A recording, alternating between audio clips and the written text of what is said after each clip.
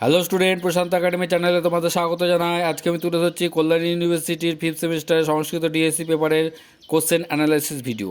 তোমরা জানো যে প্রশান্ত একাডেমির যে সাজেশন তুলে ধরে তা 80 থেকে 90% কমন আসে।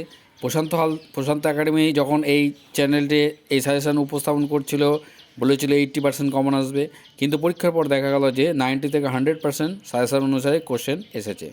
যারা অর্থের বিনিময়ে সাজেশন অ্যান্সার সংগ্রহ করেছো তারাই বুঝতেই পেরেছো যে আমার সাজেশন দাম কেন এত বেশি।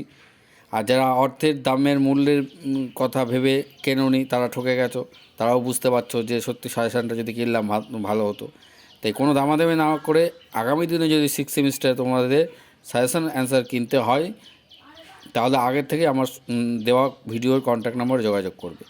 আমি আমার যে সাজেশান থেকে দেওয়া যে কোশ্চেনগুলো এসেছে সেগুলো আমি আমার সাজেশান ভিডিওর লিঙ্ক এই ভিডিওতে দিয়ে দেবো। তোমরা ভেরিফাই করে নেবে যে প্রশান্ত একাডেমি যা সাজেশান দেয় তা সত্যিই কি 100% কমন এসেছে কি না বা আসে কি না। তো দেখে নাও আজকের এই প্রশ্ন। আর যারা ভিডিওটি দেখছো চ্যানেলটা পছন্দ হয়, যারা দেখে এই সাজেশান দেখে ফলো করে পরীক্ষা দিয়ে উপকৃত হয়েছো তাদের কাছে রিকোয়েস্ট থাকলো অবশ্যই চ্যানেলটিকে একটু সাবস্ক্রাইব করে দেবে আর বন্ধুদের কাছে লিঙ্ক শেয়ার করে আমার এই চ্যানেলের গ্রোথের জন্য আমাকে সহযোগিতা করবে। তো দেখে নাও 2 নম্বরের কোশ্চেনগুলো দেখে নাও। চিত্তবৃত্তি কাকে বলে? যোগসূত্রে ক্রিয়াযোগের সংজ্ঞা দাও। অষ্টাঙ্গ যোগ কী? যোগসূত্রে গ্রন্থে কয়টি পাদ আছে, কি কি? এই সমস্ত কোশ্চেনগুলো হুবহু সাজেশান থেকে এসেছে।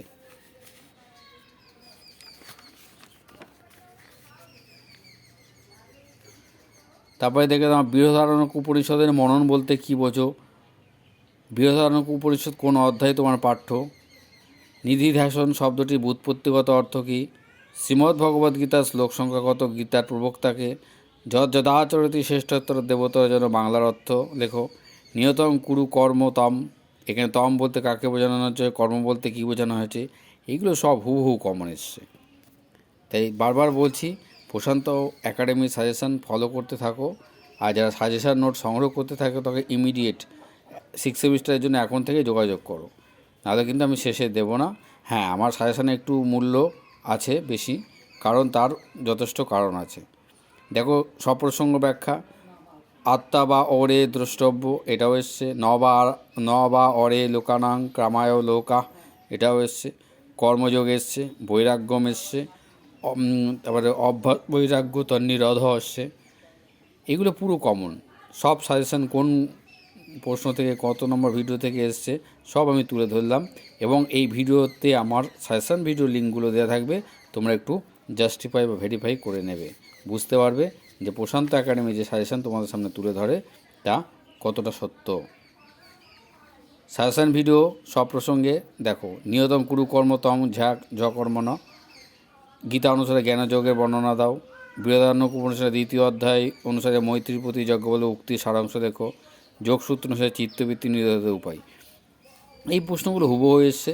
যারা আমার কাছে অর্থের বিনিময়ে সাজেশান সংগ্রহ করেছো তারা ভিডিওটি দেখলে উপকৃত হয়েছো অবশ্যই লাইক করে দেবে। আর যদি সাবস্ক্রাইব, আরও যারা দেখে অর্থের বিনিময়ে নোট সংগ্রহ করনি কিন্তু আমার সাজেশান ফলো করে ভালো পরীক্ষা দিয়েছো তারা অবশ্যই, যদি চ্যানেলটিকে সাবস্ক্রাইব না করে থাকো, সাবস্ক্রাইব করে দেবে এবং অন্যান্য সাবজেক্টের ভিডিওগুলো সাজেশানগুলো দেখে নেবে। আর নিয়মিত দেখতে থাকো প্রশান্ত একাডেমির চ্যানেল। আর যারা পরবর্তী সেমিস্টারগুলোর জন্য প্রশ্ন এবং সাজেশান উত্তর সংগ্রহ করতে যাও তারা ইমিডিয়েট ফেব্রুয়ারি মাসের মধ্যে যোগাযোগ করবে, নাহলে আমি পরবর্তীতে দিতে পারবো না। আর কেন আমার সাজেশানের মূল্য এত বেশি তা তোমরা আমার সাজেশান ভিডিওর দেখেই বুঝতে পারছো। তো নিয়মিত দেখতে থাকো প্রশান্ত একাডেমি এবং চ্যানেলটিকে সাবস্ক্রাইব করো।